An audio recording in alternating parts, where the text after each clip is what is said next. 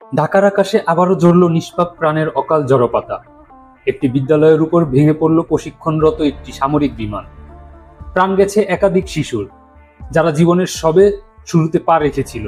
ঢাকার মতন গণবসতিপূর্ণ নগরে বিমান প্রশিক্ষণ কেন্দ্র থাকার যৌক্তিকতা কোথায়? বিষয়টি অত্যন্ত গুরুত্বপূর্ণ এবং স্পর্শকাতর। একটি নগর যেখানে প্রতিদিন লাখো মানুষ যানজটে জর্জরিত, হাজার হাজার শিক্ষার্থী বিদ্যালয়ে যায়, সেখানে নিয়মিত প্রশিক্ষণ বিমান উড়ানো নিঃসন্দেহে ভয়ানক ঝুঁকিপূর্ণ।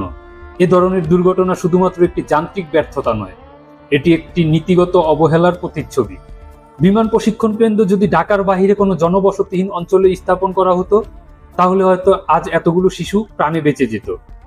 উন্নত বিশ্বের অনেক দেশই প্রশিক্ষণ ফ্লাইট পরিচালিত হয় নির্জন ও নিরাপদ এলাকায়, যেখানে মানুষের জানমালের ঝুঁকি কম থাকে।